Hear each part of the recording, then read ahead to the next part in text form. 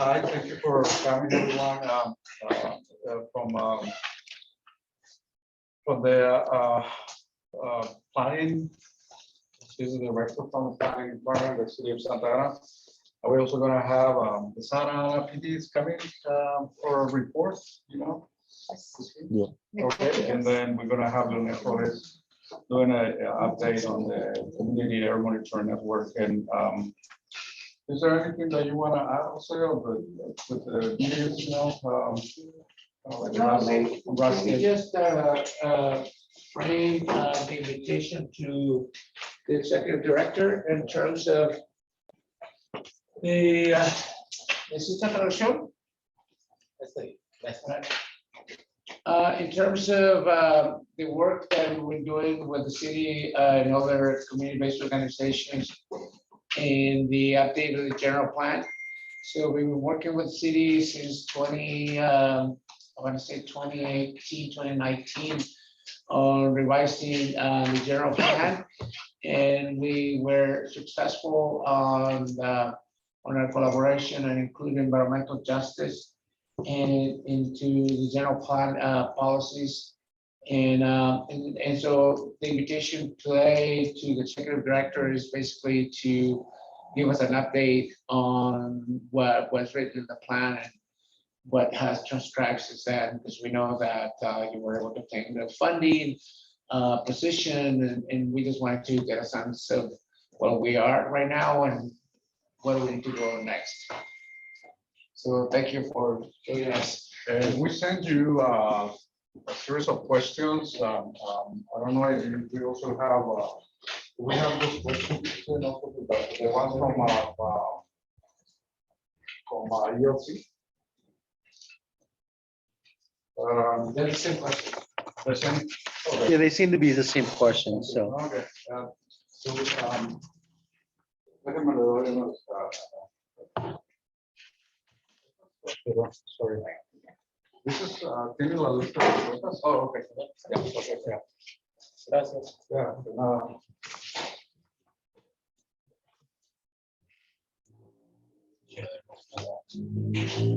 ¿Alguien necesita alguna de las lista de las preguntas? Do you need the looks? Okay. Do you have the questions that we sent? All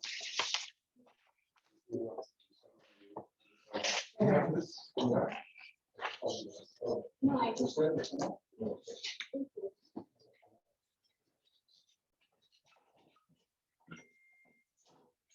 All right, so. So Adolfo and Jose, and to the leadership of this neighborhood and to the residents, the principal, thank you for inviting us and hosting us as well. To our UCI, our professor, and the students, thank you for attending.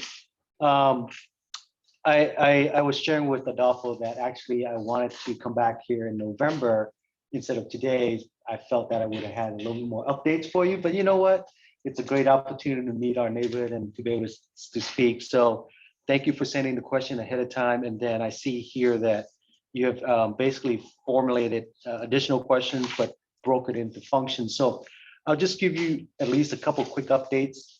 Since the last time we spoke, I know I shared that we were looking at finalizing our recruitment of the position for leading the environmental justice effort as part of the city. I just want to give you a quick update. We are finalizing in the final stages. I hope to be able to announce shortly of the candidate and the position. And really, when I read through a lot of these questions, the answer it's going to be a part of the function of our new position. And I'm hoping that when that position come in, I'll be able to better answer and address some of these questions. But for tonight, I would like to be able to at least touch on each of those. In addition to that, I was hoping to be able to move forward a couple of initiatives that we already started. I know that Margarita sent out some information and asking for your support in terms of a couple of code changes that we were going to process on Tuesday night that essentially would have give us an ability to start addressing some of the land use issues that we have in our neighborhood at least being notified and being transparent with our community about what kind of businesses, when it comes to business that handles chemicals, that treat chemicals, that emits chemical, that are within 500 feet of residential. Our goal was to a couple of prong was that in the long term, we hope to take much stronger actions, but those stronger actions require us to have facts and data to substantiate them. But in the meantime, what we're able to do is at least make sure that if there are new businesses coming in, that it doesn't come in like the way it has in the past, just signs off and everybody goes on their way, but not happily, right? Obviously, you share with me that the brass tech was really the catalyst for all this issue and just came in. So our process that we want to input would prevent that from happening. The neighborhood would be notified of any businesses within 500 feet wanting to locate, wanting to provide or engage in those type of activities and obtain what's called a land use authority through a public hearing process. That's discretionary. It's not by right. That is something that the community has input on. That's something that the planning commission and ultimately potentially the city council that gets appealed to the council. So it's a much higher level of discretion, a much higher level of public input. It's much higher level of transparency. So it got continued for different reasons because we bundled it with a group of other code cleanup that we had to do. But as soon as we reschedule it, I will provide the community with a new notice, and I hope to be able to gain your support, be at the meeting and say that this is something that we must do as a start. I know it's the beginning. It's a beginning to a long road.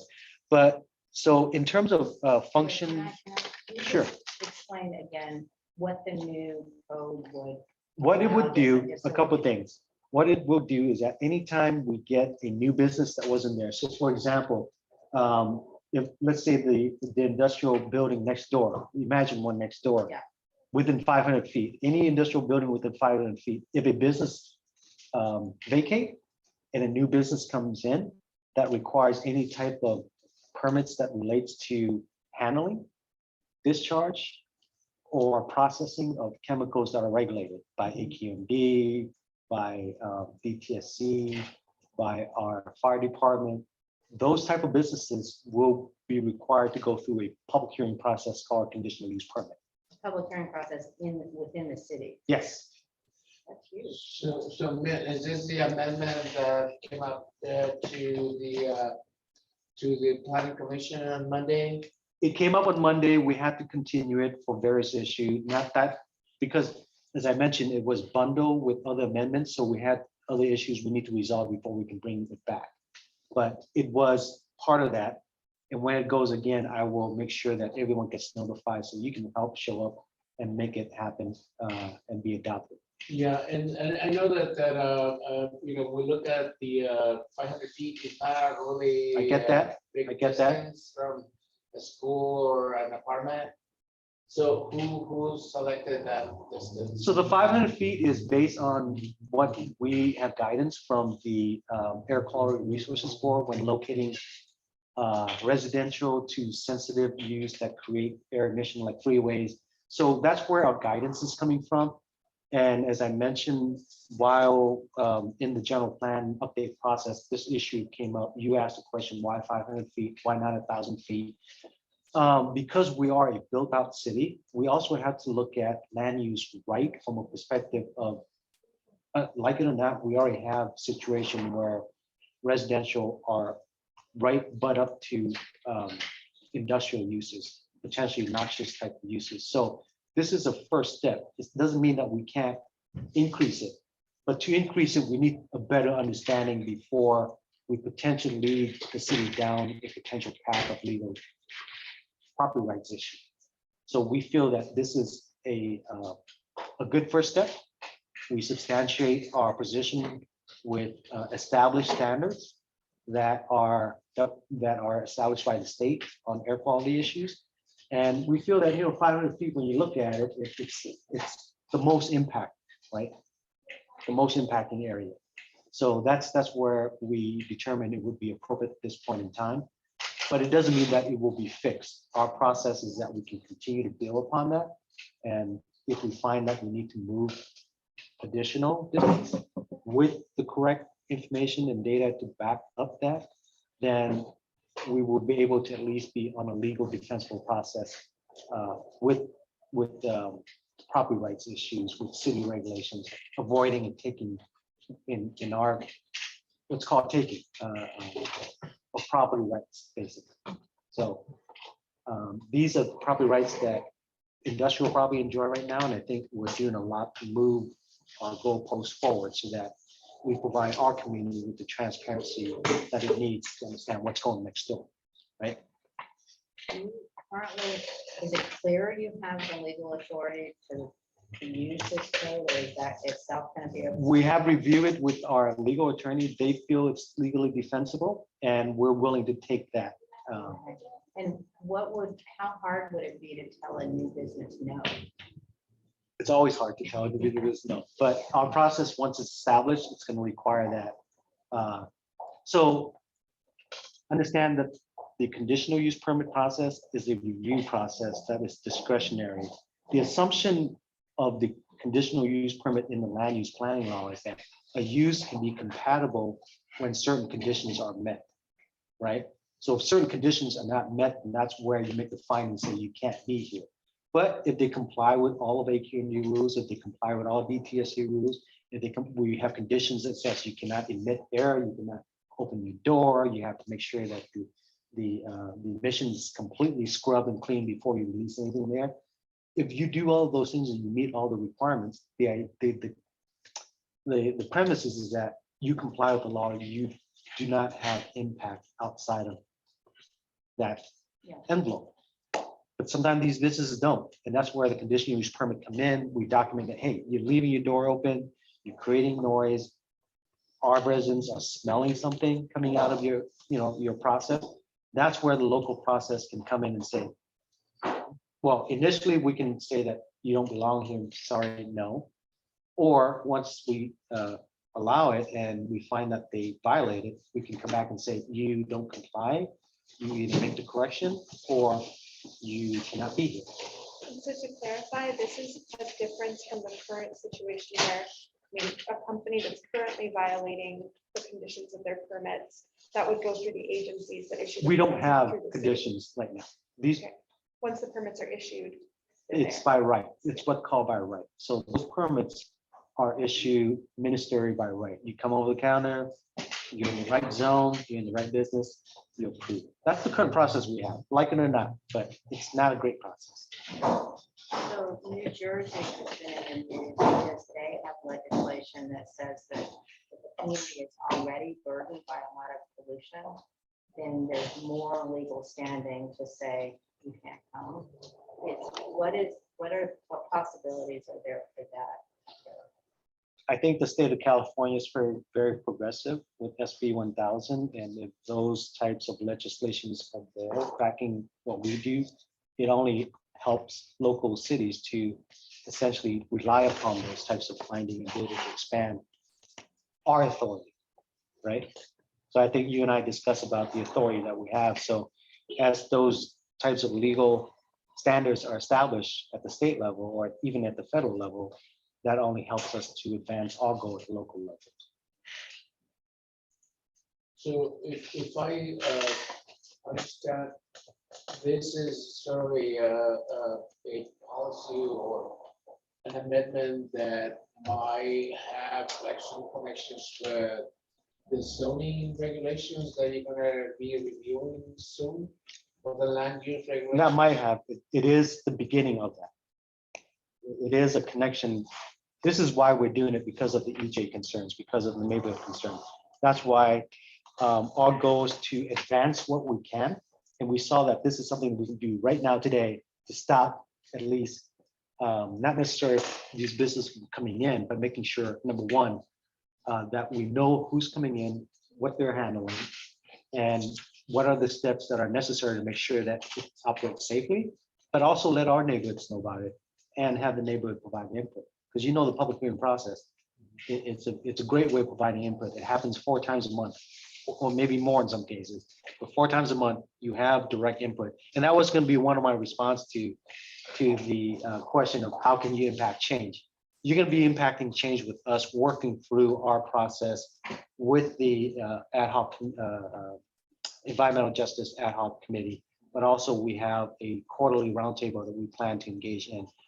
But 4 times a month, remember this, 2 planning commission, 2 city council, that is the way for you to impact change on any issue, not just these issues. So, yes. So this policy, like you mentioned, so that when they apply for the permit, there's a public hearing process. The public hearing process, it's 4 meetings total. No. What I was trying to say is that there will be a public hearing process, and any residents within 1,000 foot of the property will be notified, and not of the building, but of the property. So in the case of Brass Tech, it was on a large property. The building is just as small, so it's the 1,000 foot radius from the property. So it reaches out in all directions. The meeting could be 1 meeting, or it could be multiple meetings if it's continued, but generally it's 1 meeting. But the neighborhood is notified, not only the residents are notified, but also the property owners are notified. But in our city, we notify the occupant because sometimes in a rental situation, the property owner may not let the occupant know. We require that both occupants and property owner be notified. And don't most new businesses claim that they have all their permits in order? Well, no. No. If, so the idea is that there are businesses that don't handle these type of issues. You know, you can have a clothing or manufacturing company that does not handle any type of these chemicals. They could have noise, they could have other issues, parking, but those are addressed through land use issues, right? We have existing ordinances now that deal with noise, public nuisance issue.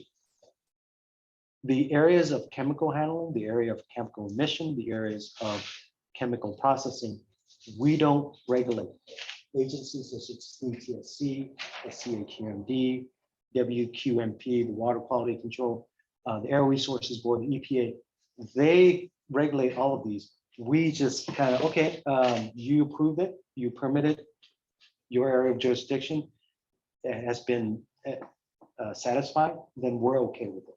But obviously we're not, right? We're seeing impact. So the process that we're putting up is I call it a gatekeeping process, where if those businesses come in, even though they have permit from those agencies, just because they have permit from those agencies, we know that they're going to handle these type of chemicals. They're going to do something that could impact our residents, and we want to know about it, and we want to make sure our residents know about it, and we want to make sure that it's not approved over the counter. It has to go through a public hearing. Does that make sense? Okay. So, Minh, I just wanted to kind of like ask people if they need a translation, and also just to let them know that we have some questions. Tenemos unas preguntas aquí que le estamos haciendo al director, si tiene una copia de esto. El director estuvo acá hace un mes y regresó para seguir platicando sobre los pólizas que se implementaron con el plan real de la ciudad. So, estas son las preguntas con las que estamos trabajando. Tiene una copia, está en inglés y en español.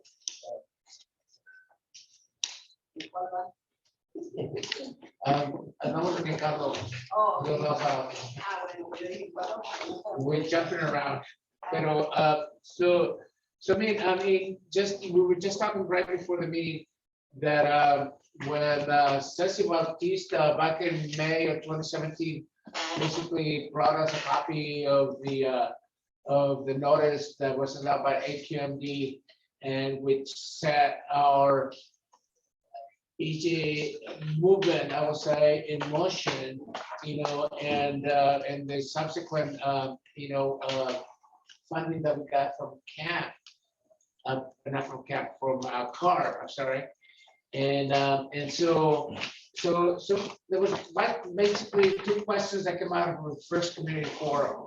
We wanted to know what was the impact of these 42 companies that AQMD told us that were in the segment of the industrial corridor, because the industrial corridor is much longer than that segment. And wanted to know if, with such close proximity to Century High School, Madison, Kennedy, and when these 42 companies are actually, releasing the toxins into the air, we wanted to know how was the quality of that air, right? When we had these 42 companies, and how impacted, especially the kids with asthma and the others. And then the other question was, what can the city do to stop this type of companies from coming in while we take this inventory of the toxins that are there? So that was the two questions, right? And we're still, exploring that. So just circling back to this amendment and the land use policies, and just to think is like, do you think that the sort of policies could help us answer the second question of can the city help us stop this type of companies from coming in until we know what is it that is being released by this conglomerate of polluting industries in the area? I know you said that it's difficult to say no to business, but for us, it's a public health issue. It's something that we breathing dirty air 24/7, and that is killing it slowly, right? And so that's our concern. So can these land use policies help us put a stop to this type of companies from coming into the neighborhood? So let me approach it from another perspective, is that I wanted to bring back to the core function of what a city is and what it does, and the area of authority that we have. We generally, for the most part, are an agency that addresses land use issues for our community, that addresses local quality of life matters when it relates to the built environment, developing land use. In terms of the impact that comes from that, generally are considered the types of quality of life issues. When it comes to environmental health, environmental hazards, those areas of jurisdictions are beyond the city's authority. So I just want to make sure that we have that common understanding. What we're doing here today is trying to advance the city's, at least, if not authority, awareness of what we want to do and to be able to address for our community at those agencies level, right? So Air Quality Management District, we want to make sure that we represent our city with the SCA QMD. With the DTSC, we want to make sure that we raise awareness of these type of issues that we have impact in our community, that our residents know what is being located next to them, and that there has to be a sensitivity to, number one, make sure that if you're overseeing these businesses, these industry, these type of operations, that they comply with the standards that's been established, that the health safety standards, we don't regulate that. That, make sure that their equipment are functioning properly so that it doesn't accidentally release emissions or chemical into the air. Taking it back to your question as to whether or not what we're doing here could potentially stop something like that from happening, the answer is yes. The land use authority that we're imposing on these businesses is making sure that the public has a process of inputting their concerns, making sure that those concerns are appropriately addressed. And if we can't address them, they may not be approved. The idea is that if those businesses come in and they operate in a manner that complies with the law, that does not create an impact, then they can be there. But if they create the impact, we have an opportunity to either make sure that they do what they said they would do, or potentially tell them that you can no longer be here anymore, right? Because they violated a contract with the community on how they would operate and what they would do. The regulated permit, such as air quality, such as chemical handling, such as release, can also be impacted when we as a city pay attention to these issues, report to those agencies, here are the violations that we potentially, or here are the potential violations that we see, you need to investigate it. The community needs to also make sure that you be on them and advocate for them to do their job, just like you have advocated with us, that we need to do our job. We're doing our job. We want to make sure the other agencies are doing their job as well. So the answer is yes, this process could potentially, and that's why I say it's a gatekeeping mechanism for us to be able to understand who's coming in, what they're doing, and provide input on what they need to do to be sure that they can be compatible with our neighborhood. I mean, there are many businesses that comply with regulations and they can exist in that environment. That's the idea. But when they violate, today, we don't have good mechanism now as a city to address them. Hopefully with these regulations, when it gets approved, it will give us an opportunity to address those type of situations as we move forward.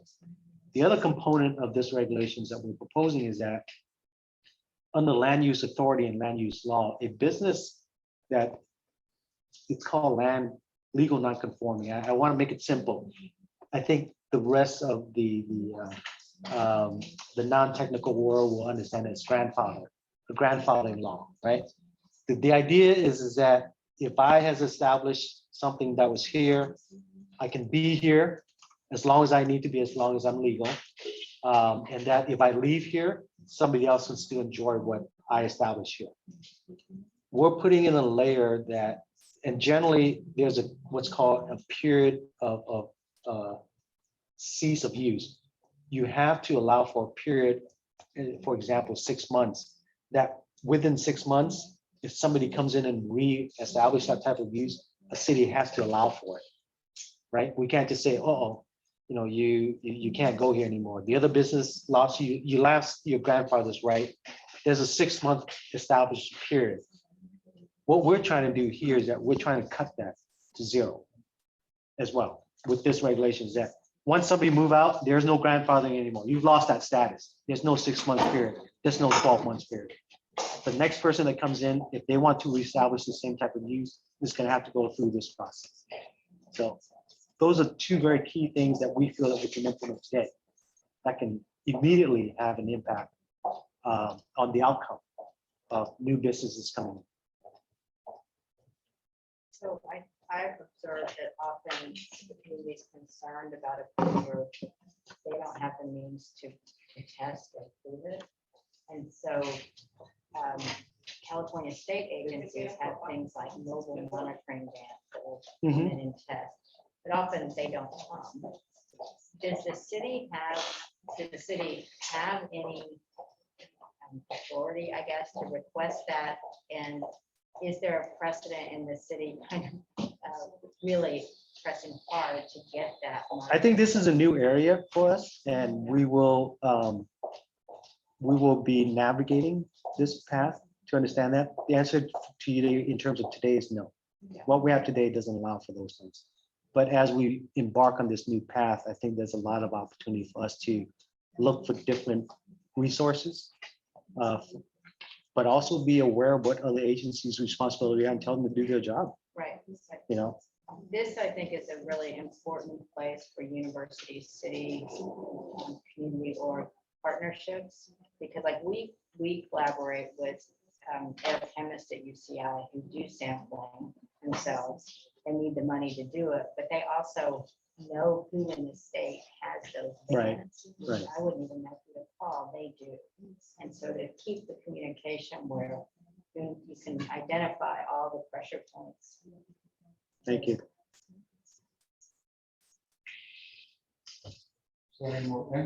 Algunas preguntas que tengan ustedes acerca de la lista que aparece ahí.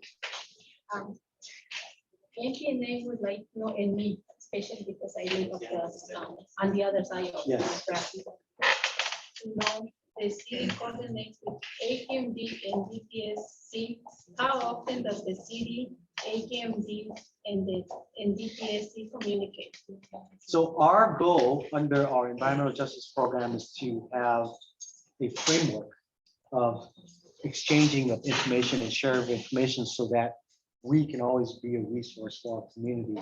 One of the big discussion that we had during the general plan update process was when we do complete our vision, we will be a repository of information for these various agencies' activities so that we can help connect and inform our residents in our neighborhood with potentially what's going on and issues that are going on in your neighborhood, right? Things that are impacting you. So that is the goal. What we're doing today is that we reach out to community, we reach out to DTSC whenever we hear of a complaint, whenever we hear of a concern, we reach out directly to the community and say, hey, what's going on? We hear of these things. Are you looking into it? Have you been getting report? So that it's another way of pushing these agencies to do their job. Another way that we do also is that we do have, right now, we just started meeting with the EPA on a regular monthly basis that they have. So that the purpose of that meeting, I'm learning, is that it allow us to communicate things that are going on in our community, and the EPA is actually going to serve as a resource to tell us, hey, you can go to this agency for this issue. So we're beginning that level of communication. Like I said, when we complete our vision, we will have a regular framework set up that it's almost a constant way of sharing information. We also currently are getting notices from DTSC and from AQMD of violations or issues that are going on. And what we do is that we have internally started tracking those violations so that when a business license issue goes up, or when they leave and another business come, we know, okay, this property has a certain issue.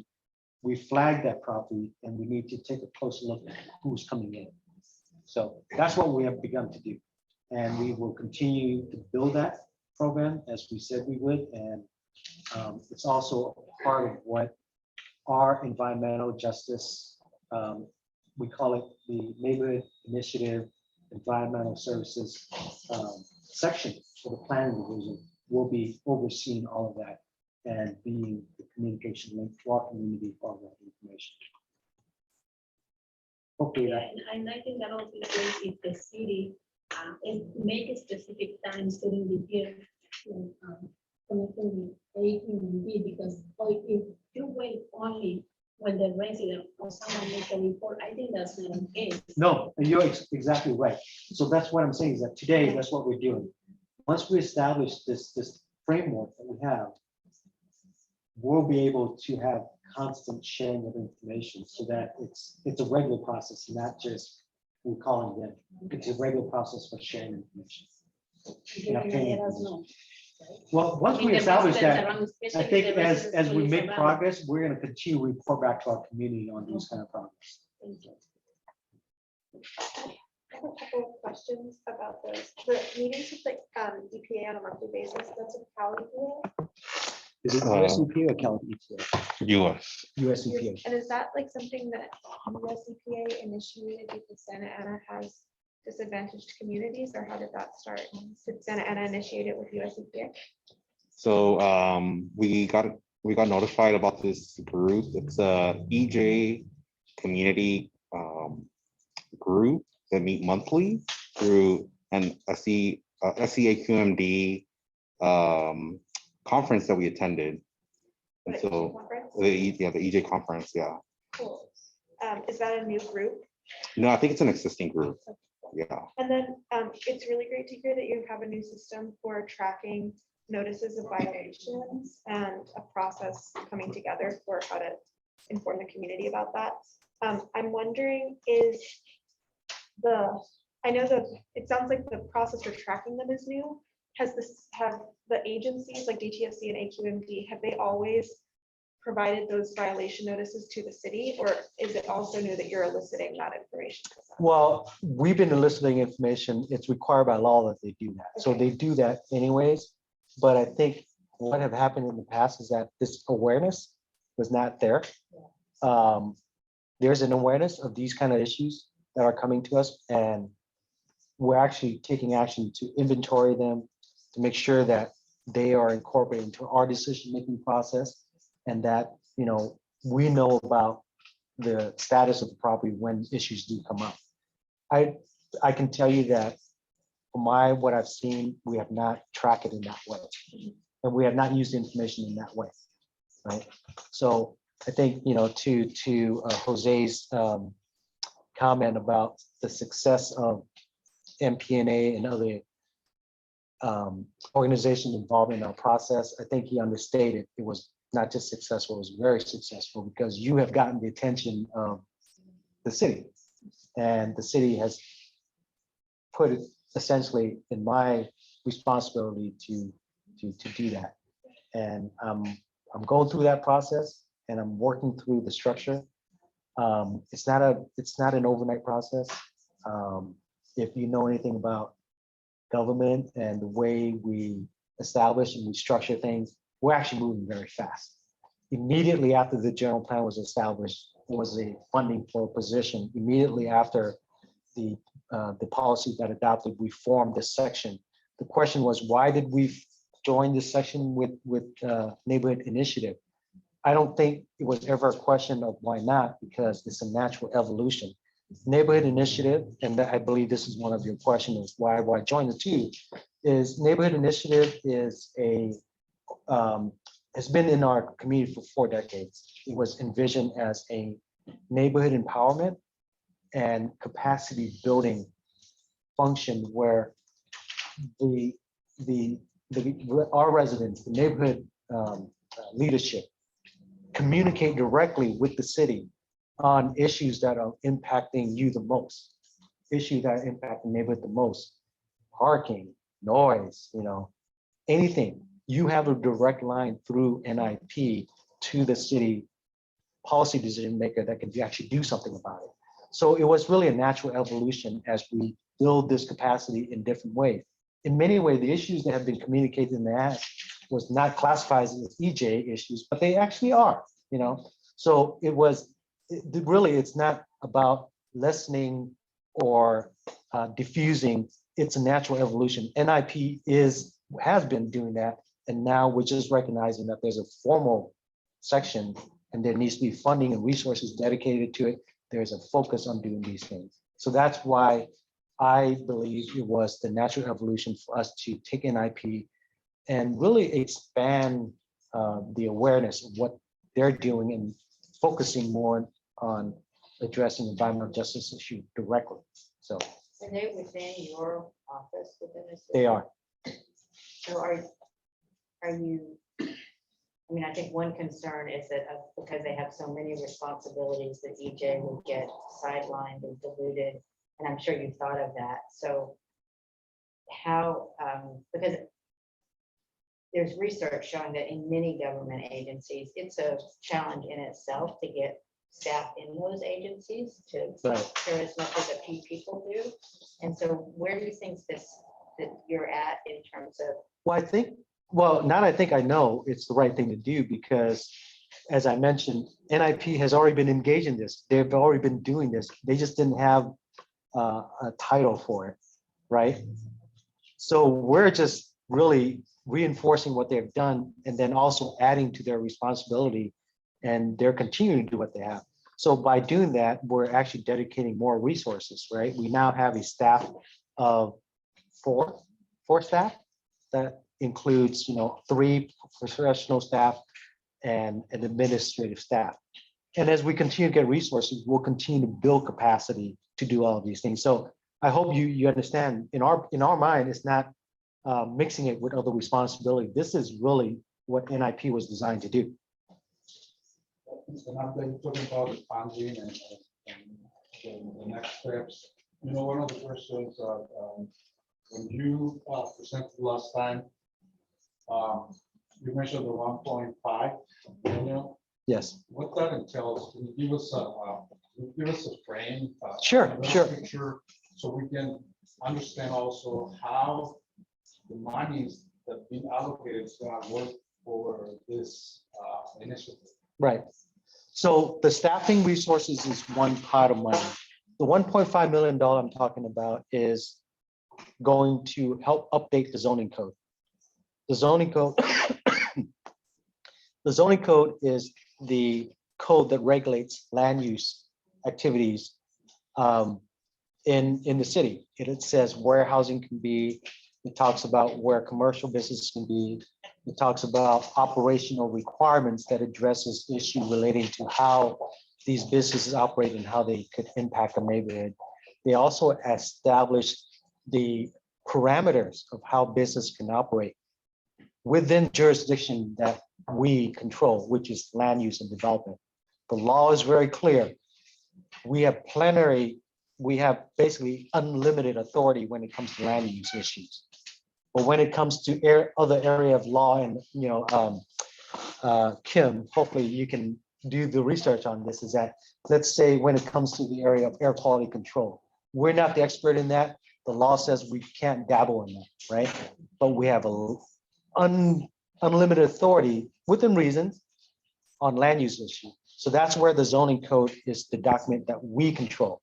And the update of the zoning code is going to address all of the development issues that the city has envisioned for the new development areas, but it's also going to address a lot of these EJ operational issues that we have at the local land use level. The two process that I'm trying to input right now is in the zoning code. And that's part of what we're going to be changing is thank you so much, I appreciate it. Comprehensively updating the code to address all of these issues so that the code is actually implementing what the general plan envisioned. Right now, as I mentioned during the adoption process, the general plan was not updated for almost 40 years. The zoning code has never been comprehensively updated. So for the first time, we updated the general plan and we're going to update the zoning code to implement the general plan. The relationship is that the general plan sets the policy and the zoning code sets what we can do day to day.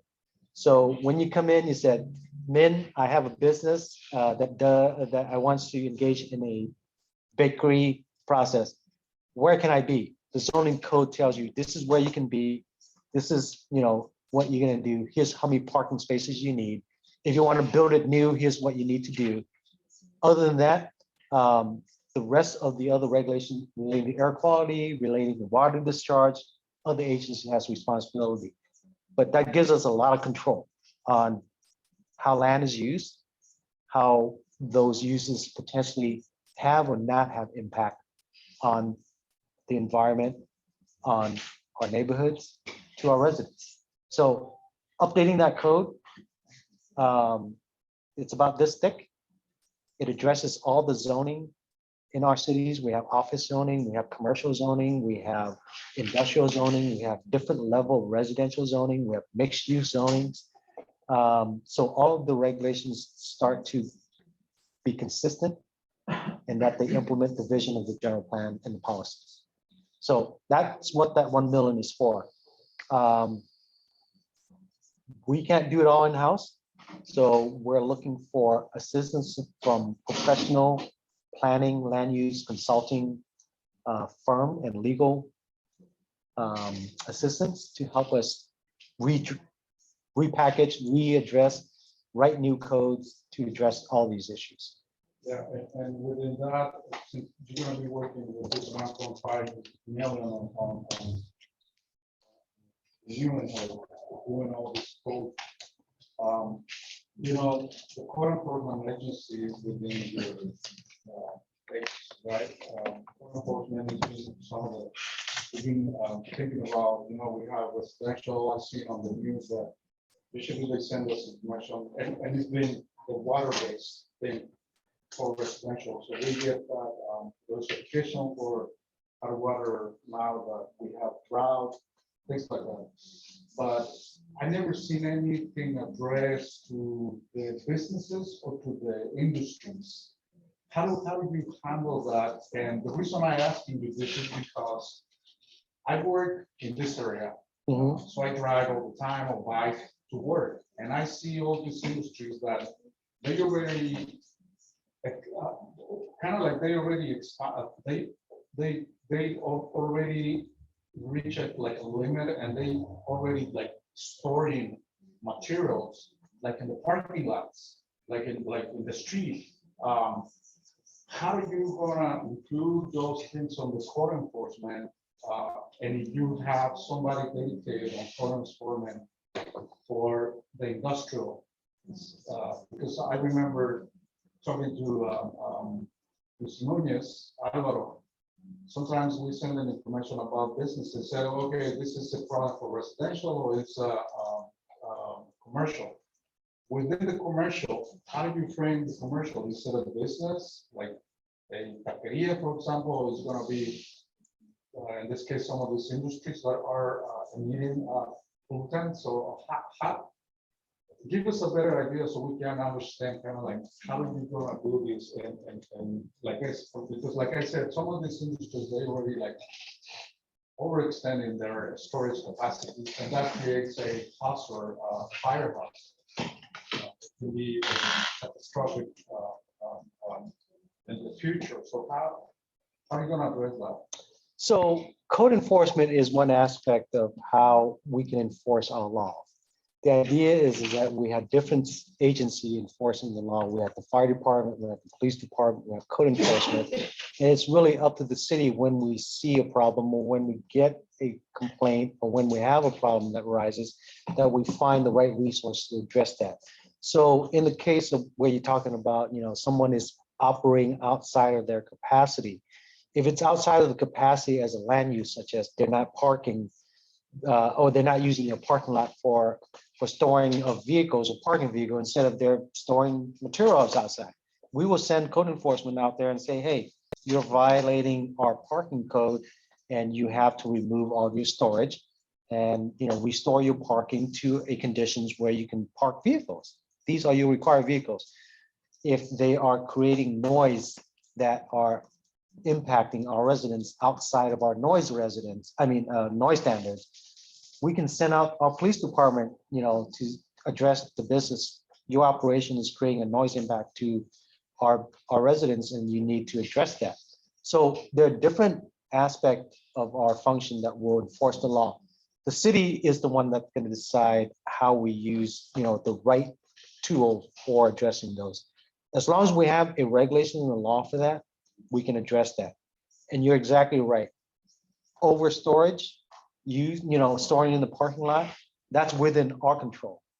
But other issues such as chemical discharge, having a chemical, that's outside of our control. And that's when we would coordinate with other agencies to identify these issues. And as with the past, if it's air quality related, we will contact AQMD. If it's chemical related, we find out it's with DTSC, we'll contact DTSC. If it's a chemical that is addressed by the fire department, we work directly with the fire department to address that. So I hope that answers your question. Yes, and also, before, we send you the questions. Is it possible for, we ask you too much, but like respond in writing also? It's in recorded right here. It's being recorded. You have it. So we can have all the questions answered. I treat this as a conversation. I don't have a script here. I wrote down some notes, but this is really a very fluid conversation. It's being recorded. You have this even better than writing. It's published, correct? Thank you. So we appreciate it. We really appreciate that. Yeah. So following up on the code enforcement question. So let's say if we do see a violation, we report it to code enforcement and we report it to you, because I know in the neighborhood there was an incident about 3 or 4 weeks ago where in one of these industries there was a fire and it was in the dumpster that was in the parking lot. So like, is there also like zoning codes for like where their dumpsters can go, how they dispose of, You're right. There's actually a code where dumpsters go. They need to be in approved trash enclosure area. Now, some businesses may not have a trash enclosure area, but the idea is that there is an approved area for putting trash, right? And if they have the right container, I don't know what the cause of the fire was, but obviously, hopefully the fire department was there to address it. But yes, we do have a code where trash enclosure can go. Not every property has it. And it's one of those things where it might have came in before our requirement for a location is put in place. We call that a grandfather law, right? So they have established their right to not have a location, but at least we will work with those businesses if there are impact that those trash container creates, such as smell when it's too close. We can reach out to the business and say, is there a better location that we can put this? We're gonna take one more, I wanna be cognizant of the time, para podemos respetar el tiempo, tenemos dos cosas más en la agenda que está ya la policía para darnos el reporte y Leonel tiene un reporte también que hacer. We're gonna take another two more questions and then we move on to the next agenda item and if that's okay with. ¿Tienen alguna pregunta o alguien tiene alguna objeción? No? Okay. I have two, actually. You're gonna take both? Well, if no one else has. Okay. So it's really great to have the initiative you're taking on zoning. In your long experience using zoning to do your job, can it be used to address businesses that are already here? Or are they just really outside? That is our goal, to eventually address businesses that are, How would that work? Like you change the zone and then. it's a long conversation. It's one that involves a lot of legal steps and establishing of legal rights. But the idea is that there's an amortization period that allows.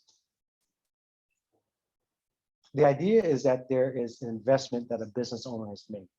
And if we have the right tool and allow for the right amortization period, we can either lessen the impact, we can either require additional mitigation to address. The most, I guess, the furthest of that spectrum is to relocate that business. And that's one where you really have to look at how you are not taking away someone's property right. So essentially, we want to make sure that whatever tools that we use establishes our ability to make sure that we address the issue, but not also taking someone's legal property rights away without due compensation. That's the idea of land use, is that can you take someone's legal property rights away? You can to a certain extent, but you can't do without adequate compensation or just compensation. So that's the idea of a taking. You can do a taking, but you can only do a taking when you provide just compensation. The city doesn't have unlimited resources for that. So we have to look at different ways of addressing impact by either lessening it, creating buffer for it, mitigation for it. Our hope is that one day it will go away by itself, right? Nothing exists wherever, you know? So that's the idea, is that we put in regulations that will hopefully have immediate impact, but is a future mechanism for addressing these types of issues. My second question is more delimited.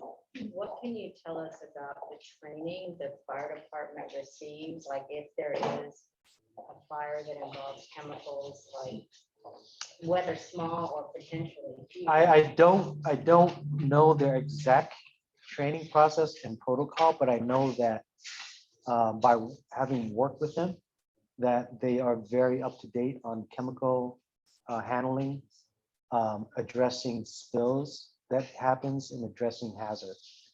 But again, that's not my area of expertise, but I know that our fire department has a very active fire prevention chemical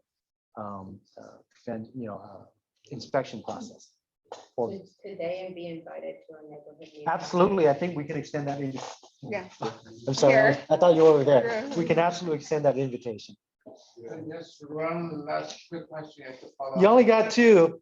I'm just kidding. Sounds like Follow Uh, up on this. So our understanding is that Brass Tech was coming from Irvine. And I just was wondering what sort of pressure they, or what was the reason why they left Irvine and came in here to with, a little opposition. Our understanding was there was a zoning issue, and actually the city of Irvine was successful in asking them to leave. And so I was just wondering if there's any possibilities that somebody will research why Brass Tech left Irvine to come to San Ana. I don't know why they left Irvine, but I think anything that the city of Irvine has is public information. You, as residents, can file a public records request with the city of Irvine. The student group can file a public record request with the city of Irvine as to what kind of paperwork was, was used to regulate grass tech when they were here in Irvine. You have the right to do that, just like you have the right to demand information from us. It's called a public information, act, and you can request that as a public records request. So. Yeah, thank you, Mr. Director of the planning. And I'll continue to come back in the future. So this is not the last time you'll see me. Actually, we wanted to invite you to our November meeting. To continue the conversation. Well, you know what,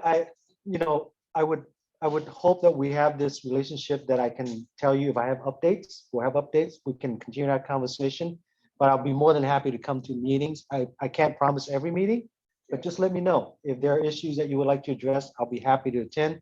If I can't do it in person, I can do it in Zoom. We have that flexibility now, so that's an open invitation. So, yeah, we were hoping that, you will have a little more information in terms of position of the new office and what have you, but you will know when that's gonna take place, and hopefully by then we will know when to invite you back for. Sure. This is constant communication, so you have direct contact with our staff, with me, and you guys have monthly meetings, so as we have updates, we'll certainly provide it. Thank you so much. Thank you very much. Appreciate it. Thank you. Thank you. Thank you. We're gonna have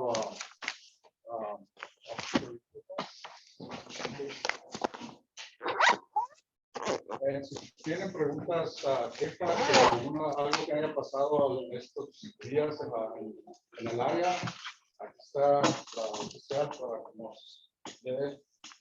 Thank you.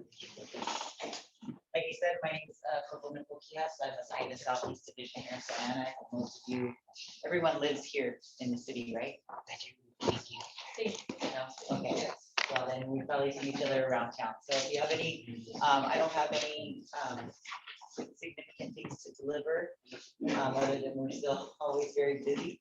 So forgive me for being late, but if you have any questions, please feel free to ask. Whether it's neighborhood or public safety.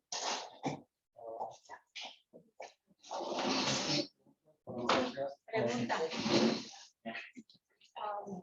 ¿Qué hacen ustedes cuando pasan y están ahí carros en la calle de Boche de Mini? Hay todos atravesados tomando, y son puros familiares. In the alley or in the street? En la calle. Orchard and Minh. Well, the thing about that is if they're drinking in public, that is a violation. Okay, if they're blocking the roadway, there's violation. If you need to call the police, you call. When we get there, we'll see if there's any enforcement that we can take, and we'll do as such, especially if it's a constant problem. But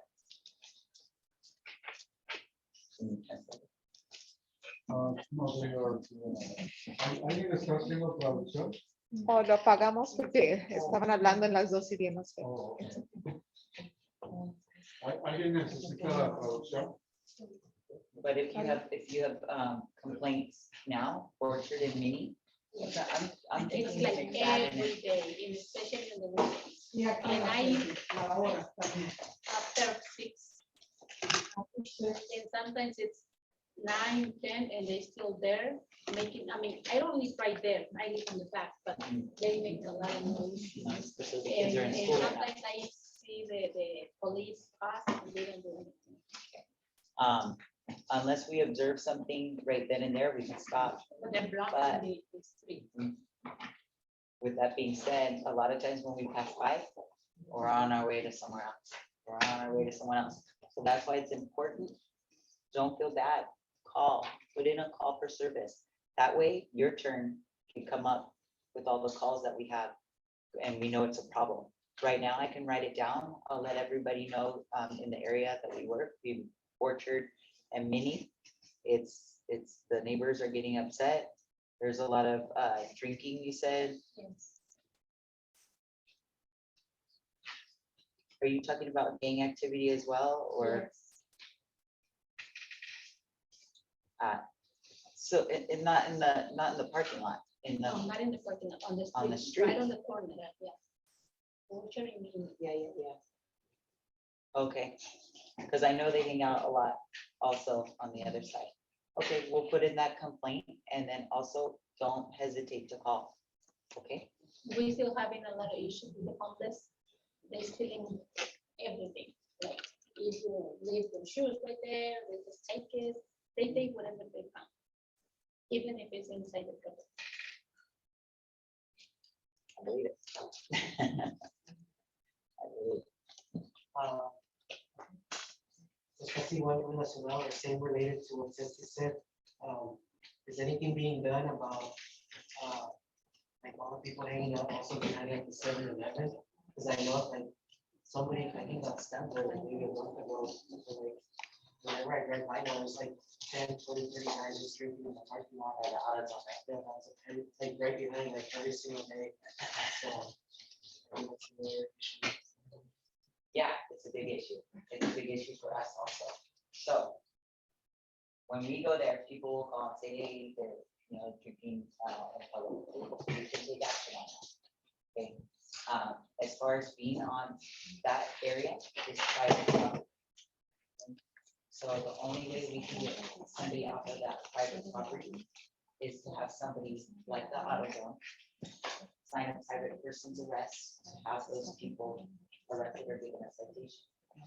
If they don't want to do that, unless it's, unless we give them a citation, if you can cover it, we run, and we find out the whole warrant, so they commit a criminal act. That's what that means to enforce. But as far as all of them being out there, that's a private person's arrest, not because it's private property. Does that make sense?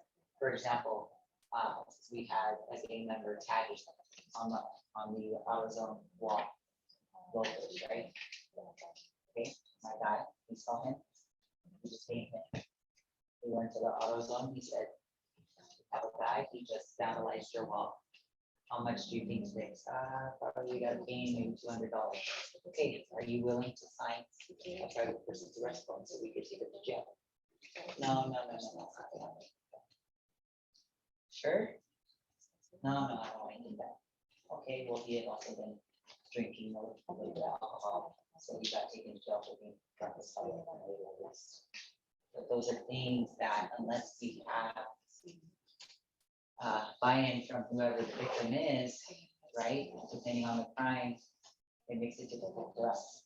Because I see those guys every day, and I talk to them every day, if not 5, 6, 7 times a day, because Standard and McFadden is my 7-Eleven, where I go and heat up my food or whatever, and I see them and I talk to them. I say, I don't want problems, I want fighting, I want the drinking, and they listen, but when we go away, then.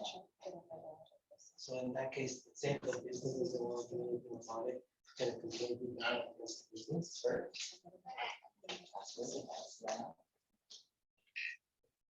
Why not? I mean, maybe if it was me, find out who the actual business owner is, or corporate, right? AutoZone is a big company. A lot seems to happen when we document, right? You guys know the things that you do. When you start emailing and document things, put it in black and white on paper. You may or may not get results. But just know we want to clean these areas up as much as you do, but we only have so many tools. And especially in the state of California, with the way the laws are. Because I think it's some recently, the city, I think they passed like a policy or something recently, where I think shopping centers are gonna have to display the contact information for the owners. Yeah, so I think that's something the council recently, so that might be helpful. Nice, yeah, I like that, a little accountability, right? Good to hear. Basically, my question, 7-Eleven, Central District, yeah, same thing. We pretty much answered my question. Yeah, we've had more activity with homeless people on our campus, we've been calling all the time. I guess they're not to stay there and it seems they've been doing the construction at the park, they're not being able to school. And even the ones that are at the park, we call them in the school police all the time, but just additional, just like, I want to say vigilancia, just making sure patrol, more patrol, only because since the construction has started, it's led over to our side, to the point where like they dumped trash cans, they were throwing stuff away. Our custodian caught them trying to steal, or trying to drag a trash can and a bag of trash, like they're just, and it's stuff that's like, kids work, it was just thrown away, and it's extra construction paper. It wasn't anything that was like super important, but I just need it addressed, because it's literally like at least 2 to 3 times a week we're calling. Well, I know and, my custodian called, I think it was yesterday morning. and bottom line, our children shouldn't be exposed to that. Yeah, and that's what we're Right. worried about, that like they'll be on campus, and what if it isn't our custodian that's the first one to see it?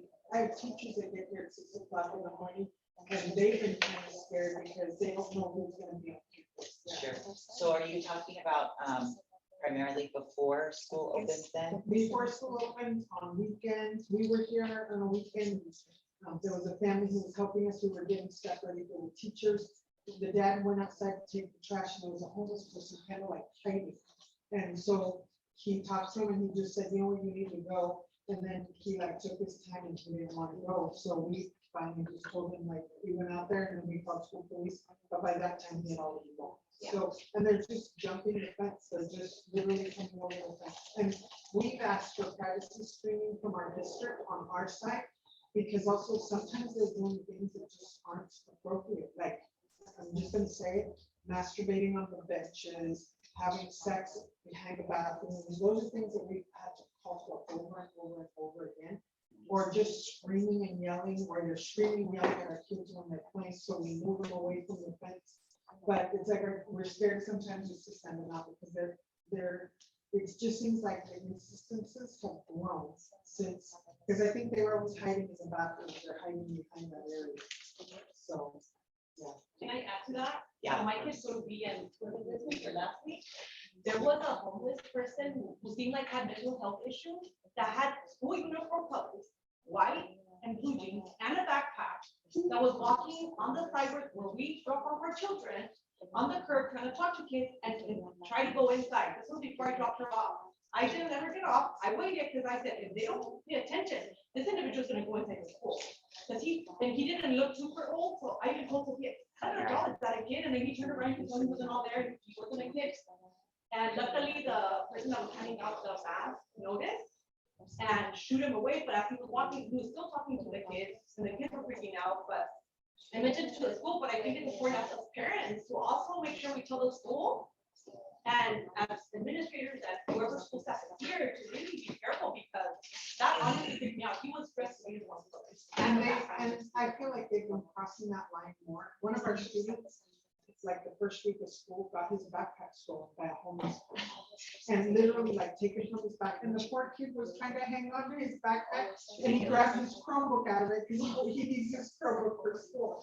But just the fact that that happened, it hasn't been happening before, but now there's more instances. And I know Ceci keeps reporting it, because we have Century High School tutors that at 9:10, 9:15, they tutor our kids, and then they walk over the train tracks. There are so many people by the train tracks, they're even blocking the sidewalks, they won't let them pass.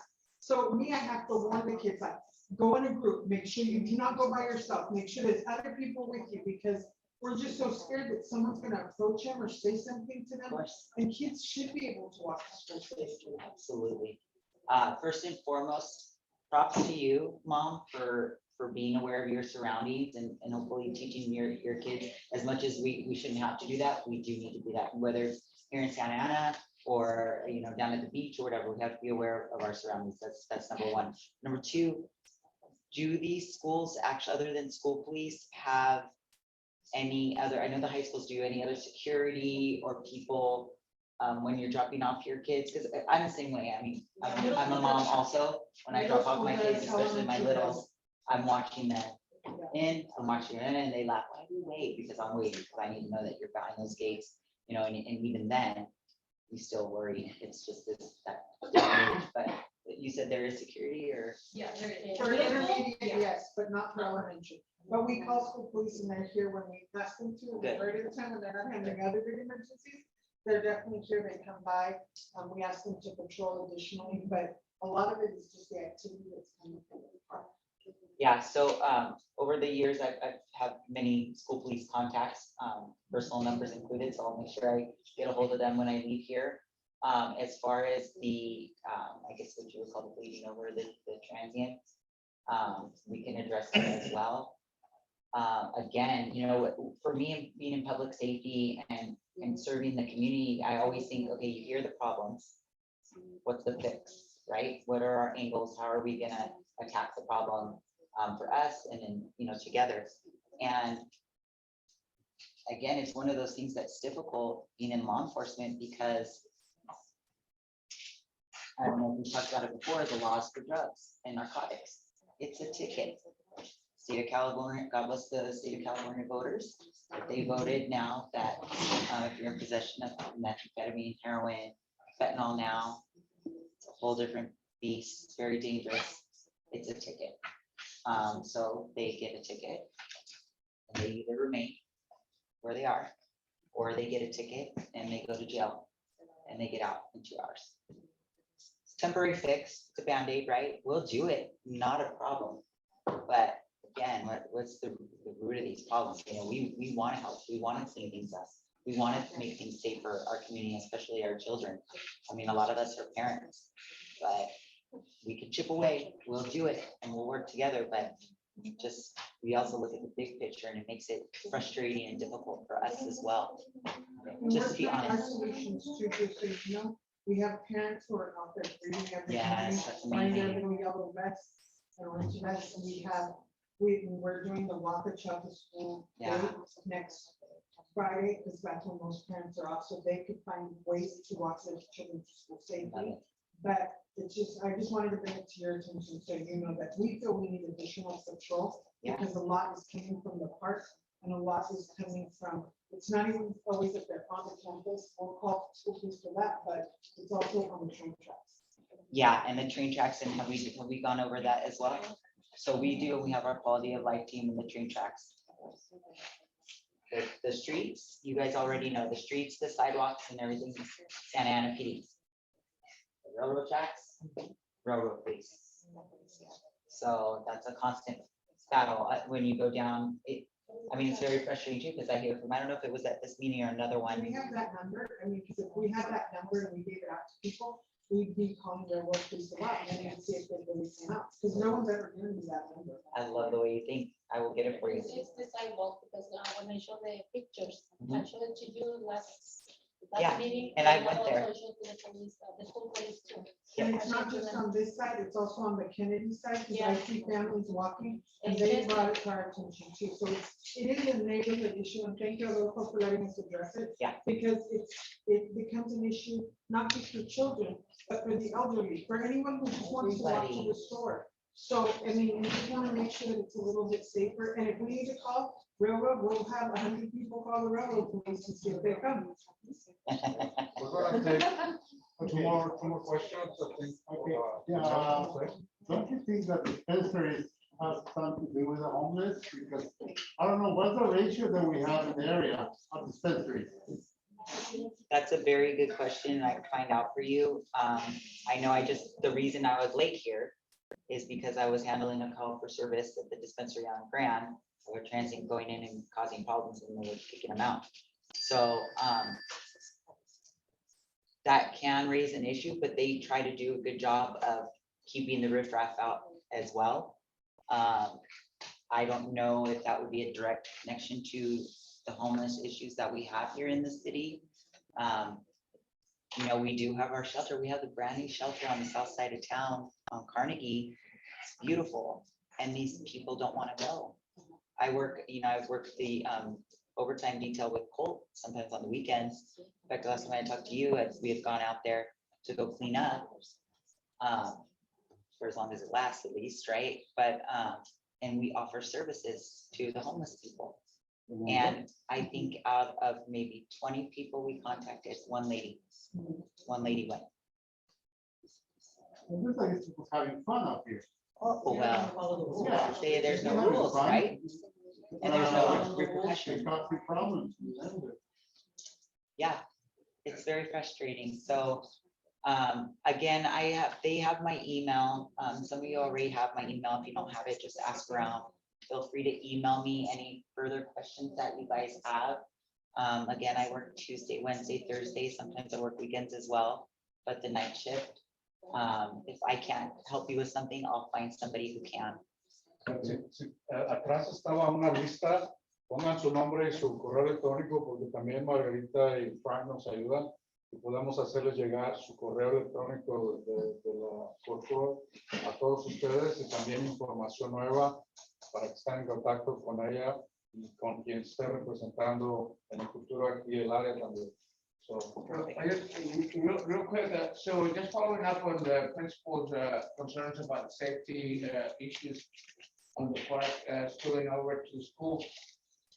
This community advocated very strongly for having cameras and emergency phone at Madison Park, first park in the city. But nobody's monitoring the cameras. I don't think the emergency phone doesn't work anymore.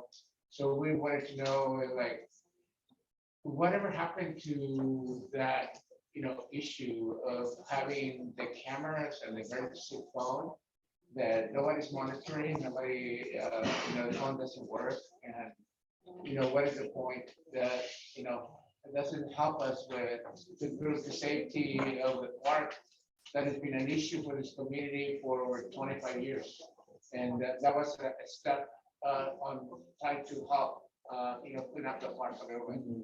But Because it's in the, correct me if I'm wrong, it's kind of more in the middle. It's, as far as I know, most of the issues are back by the bathrooms, right?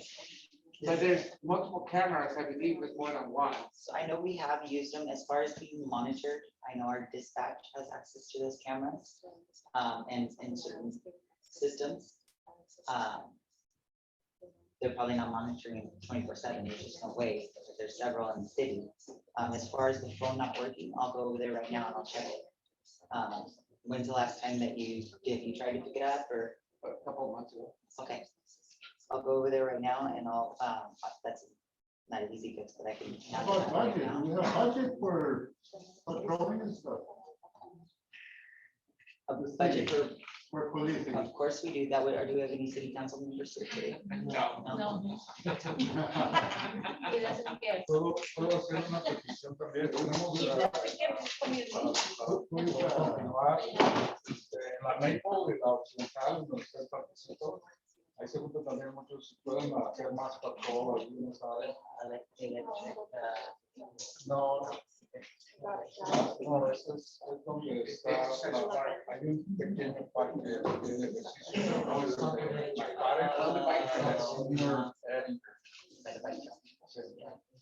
ahí también siempre tenemos ahí. ¿Alguien más tiene preguntas para terminar ya?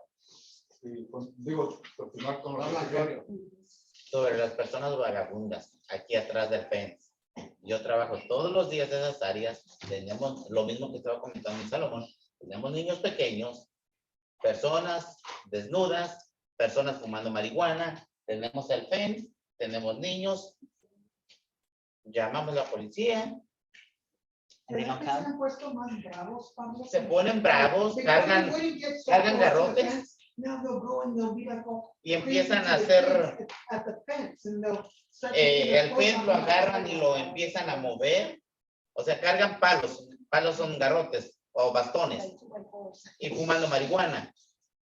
And when you guys. ¿Por qué no hay más vigilancia, por ejemplo, cuando pasan las patrullas que se metan en esas áreas? Pero a veces pasan nada más y pasan y pasan. Yeah, now that we know, this is why we have these meetings, so you guys can tell me, and then I'll go and disperse the information.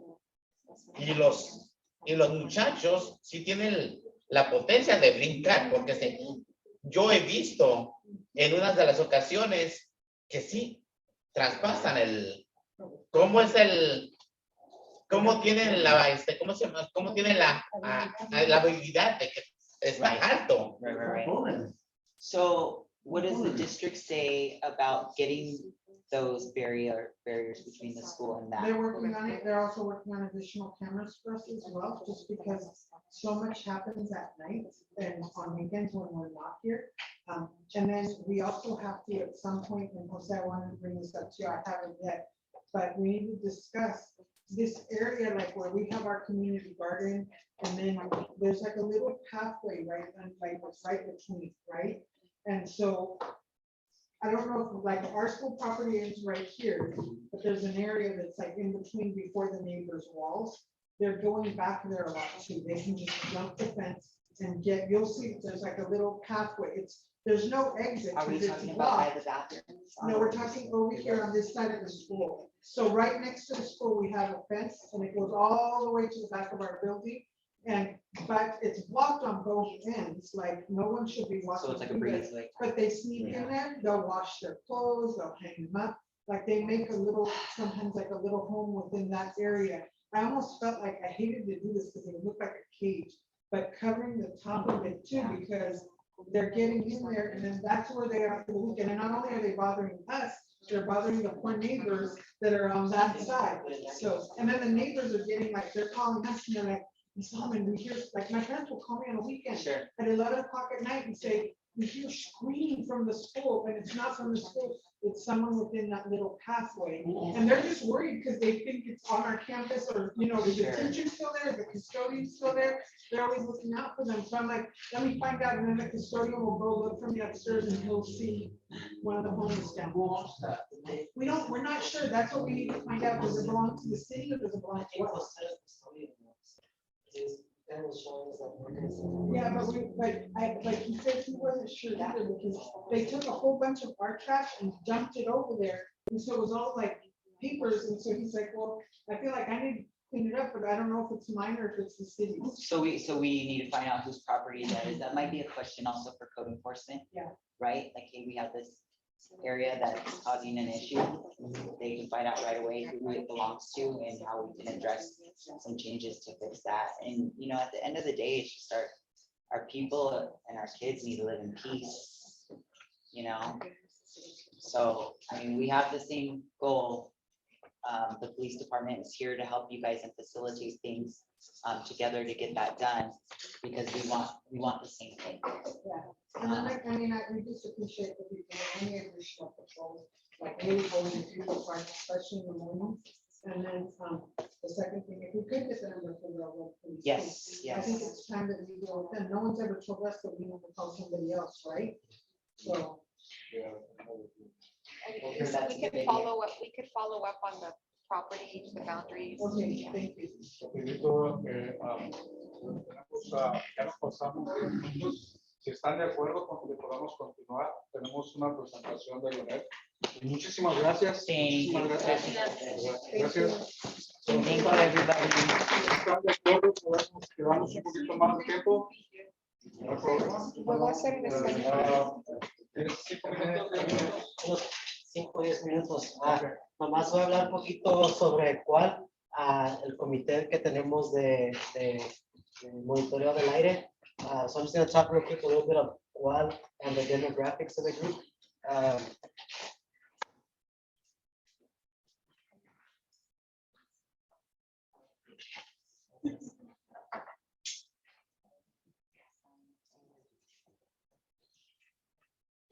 Scroll up. Click on it.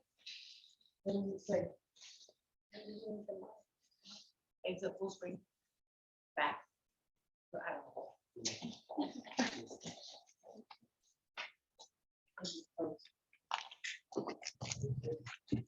Is it hooked to your computer? No, it's If you click on the email. bottom corner, what does it say? It's probably there. Okay.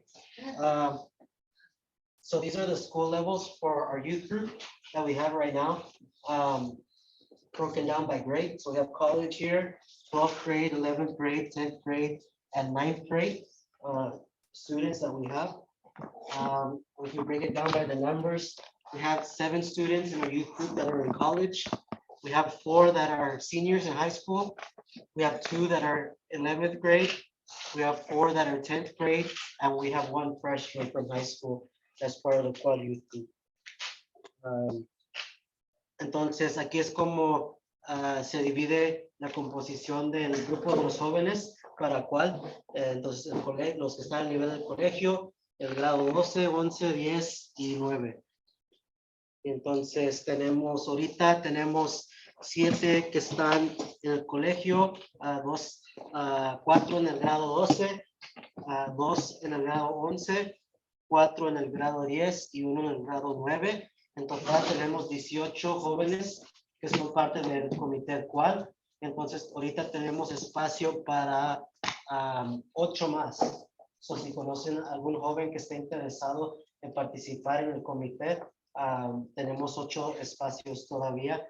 Idealmente queremos estudiantes de Century, porque es nuestra escuela local de aquí de la vecindad, pero si conocen estudiantes con que vivan en Santana, que quieran integrarse al grupo, déjenme saber.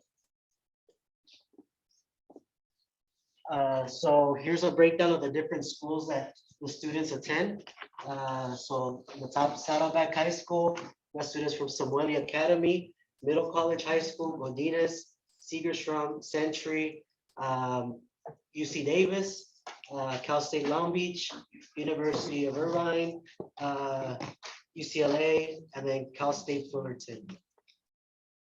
And again, if we break it down by the numbers, so we have 4 students from Saddleback, 1 from Samueli, 2 from Middle College, 2 from Godinez, 1 from Segerstrom, 1 from Century High School, 1 from UC Davis, 2 from Cal State Long Beach, 2 from UCI, 1 from UCLA, and 1 from Cal State Fullerton.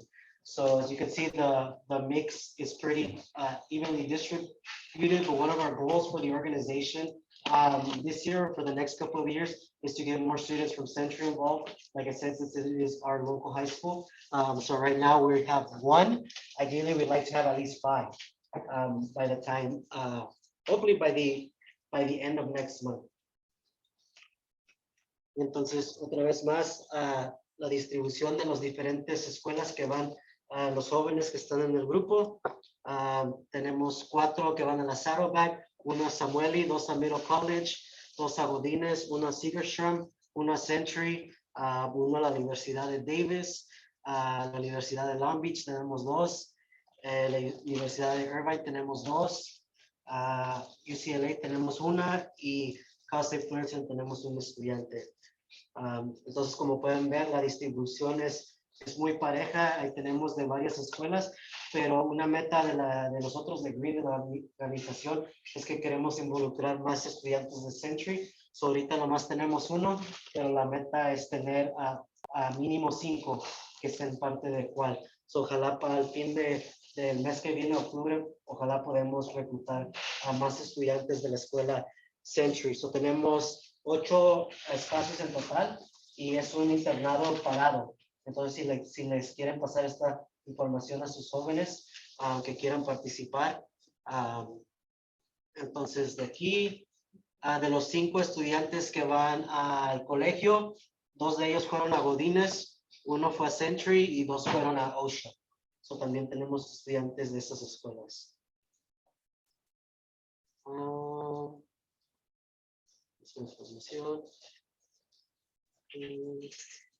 Entonces, ahora las vecindades que representan. Entonces, 11 de los estudiantes vienen de la vecindad de Madison, 1 del barrio Logan, 2 de Piccolo, 1 de Lacey, 2 de Cedar Evergreen, 1 de Westboro Valley y 1 de Lion Street. Entonces, ahorita la demográfica de los estudiantes representa 7 barrios. Nos gustaría incrementar eso porque hay 23 comunidades de justicia ambiental en la ciudad de Santana.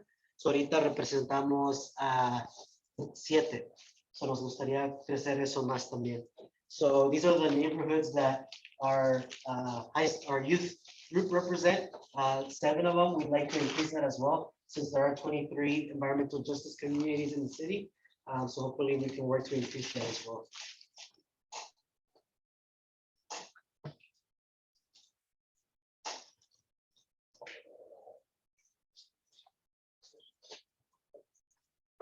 Para los adultos.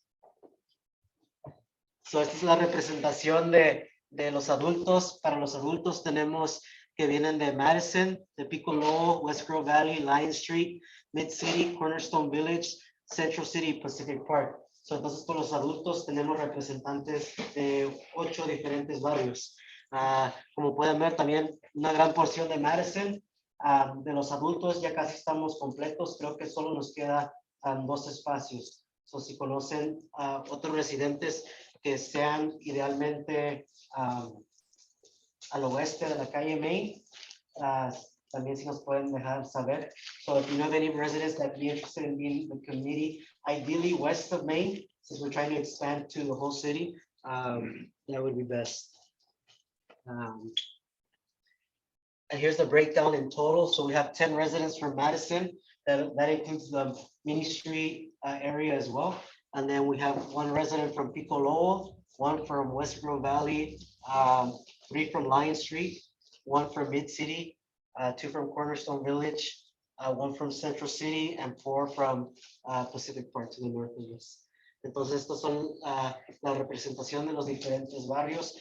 Madison también incluimos el área de Mini, la grande y chica. Pues no hay 3.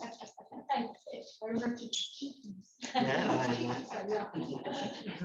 Y sabemos porque hay muchos problemas allá. Y entonces, esa es toda la información sobre las demográficas.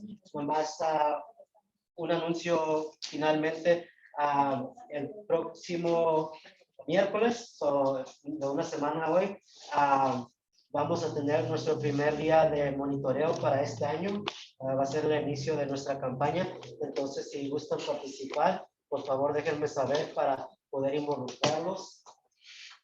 Can you also introduce the new staff that we have just in case people don't know them? Yeah. Okay.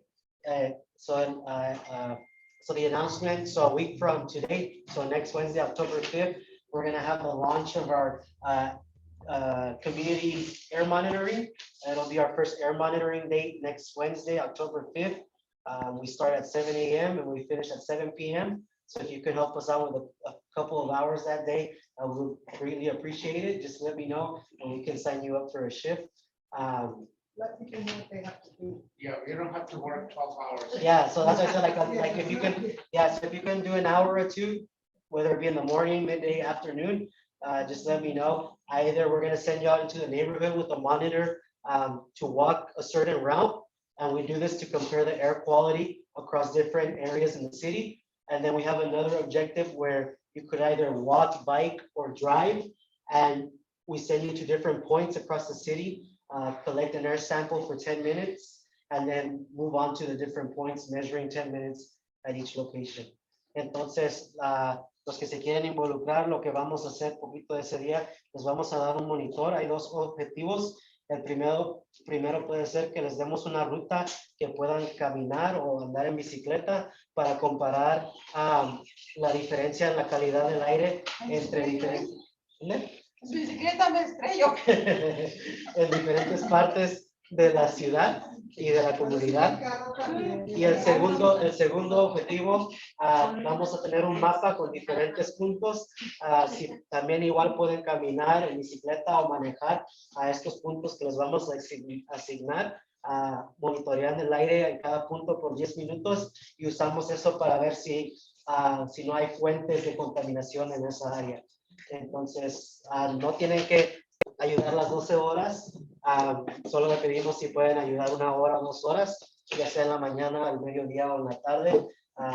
Entonces voy a mandar un email, yo creo mañana también para que me dejen saber, pero si ya saben a qué hora pueden o gustan participar, también me pueden dejar saber. Y antes de despedirnos, quiero introducir a Saraí. Para los que no la conocen, es nuestra nueva organizadora comunitaria que va a estar trabajando conmigo y con el comité actual. So lastly, before everyone's dismissed, I want to introduce Saraí, who's our new community organizer, and she's gonna be working with me and with the Qual committee. You want to say anything? And also Roxanne. I feel like everybody knows already, but. Ya conozco la mayoría de ustedes. Mi nombre es Roxana, mucho gusto, yo trabajo con Leonel y ahora está ahí don José. Empecé en mayo, he tenido la oportunidad de ver a algunos de ustedes en los meetings de Cual y en algunas actividades que hemos tenido. Muchas gracias por a recibirme muy bien en su comunidad. No sé cuántos de ustedes saben, pero yo crecí en esta comunidad. Hice mi primera comunión ahí en la iglesia de St. Anne, pero ya no vivo aquí, sino que vivo allá en Anaheim. Pero todavía tenemos los mismos problemas que ustedes. Wow, Leonel, gracias. Un aplauso a Leonel. Antes de que terminemos, vamos a tener la junta octubre 27 y noviembre 30. Y mañana va a estar MPNA, Green MPNA, Health Scholars en la feria que va a estar en San Antonio. Si pueden participar, queremos que la comunidad vaya. Va a ser gratis y es feria de colegio y carrera, mirando adelante, aunque sus niños estén chiquitos, traten de ir, díganles a sus vecinos, van a poder entrar gratis al zoológico y recibir información sobre colegios, carreras y también de los programas de MPNA Green y estar ahí. Pienso que va a ir con Destiny para repartir información y para también ver cuáles otros alumnos podemos meter de la high school y los de intermedio al programa que tenemos aquí. So please try to go to the community fair that we're having tomorrow. It's a giant city and district community fair. It's called the Wild World of College and Career. And they're going to have all these college booths, career booths, information, and MPNA Green is also going to have a booth set up to give out information. I thought it might be good too, since hopefully so many people are going to be there, to give out information about Hawaii too. So if you have anything about the air monitoring, hand it out. Just get as much of the community involved in this as possible. So thank you. ¿Alguien más tiene más anuncios? Margarita, ¿no tienen algo para la gente? Lo único que tenemos los volantes ahí donde hablamos esta noche del código de los inspectores que hacen, pues va a haber unos talleres en noviembre para que se puedan inscribir y participar y conocer más de lo que se trata cuando va un inspector a hacer una propiedad, cumplir con las reglas, sea una zona residencial, comercial, de lo que hablamos hoy, pero esto se va a presentar por los inspectores directamente. Es una buena oportunidad. Creo que ya tenía una pregunta o La fecha para el próximo mes de la junta. Ajá. Es el 27 de octubre. A las 6:30 o a las 6. A las 6, yo lo tengo aquí, le mandamos la información de 6 a 8. Ok, sí, ok. Pero la pregunta es si es jueves o miércoles, porque los miércoles siempre lo hacen y siguen. Octubre 27. Es jueves. Es un jueves, ese día se cambió. ¿Quién estaba haciendo no sé si, déjenme confirmar, y si hay un cambio de tomo le mandamos decir. Sí, es jueves 27. Sí, Ya mi pregunta era porque siempre es miércoles. Ya. Y en noviembre viene siendo miércoles 30. Ya. Sí, creo que la tienen otra actividad ustedes en The Green, por eso se cambió nada más para ese día, ¿correcto? Es un town hall meeting. Ya, hay algo nuevo. Ya, adelante. Well, I don't know if it was, I just wanted to say thank you to the city for helping organizing all these meetings, but I also wanted to say thank you from our community here for the Revive Santa Ana and for selecting us as one of the schools. We were able to give out, I'm going to say, I think it was like more than $300 gift cards to people in our community. And it started with the schools, but then we reached out to others in the community. And I just want to say thank you from the bottom of my heart. And I'm going to cry, but like you chose us and you worked with us. And I just want to if you can thank the city manager's office. Yes. And thank them for Ruth, who's been working with us. We've had families who've been in crisis, and she's also been able to come and provide those gift cards for those families specifically. So we're very grateful. We know it's a lot of work on your part and your office is down there, but thank you for being a part of the community. And they were able to get to, I think it's like 7 other schools or 8 other schools, Carr, Monroe, right here. Monroe was so thankful because they're a teeny tiny school. So they were able to help almost every single family at their school.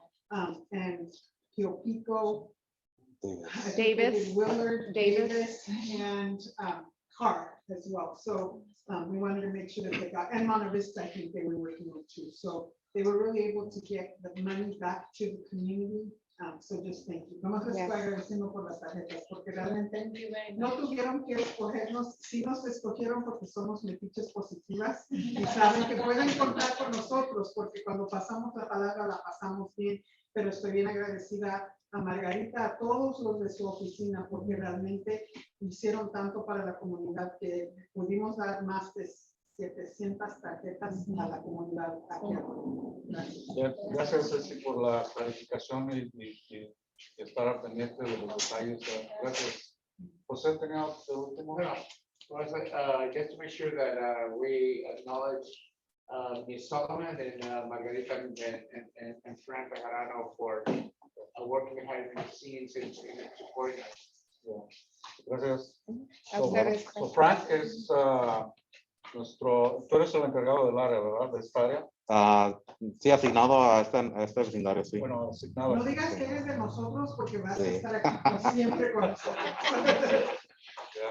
No, ustedes son encargados, Sí. nosotros nomás les Nosotros estamos apoyamos, apoyando. sí. Hay que aclarar eso. So you're in charge for our neighborhood association now, or Margarita, you're still going to Yeah. be involved?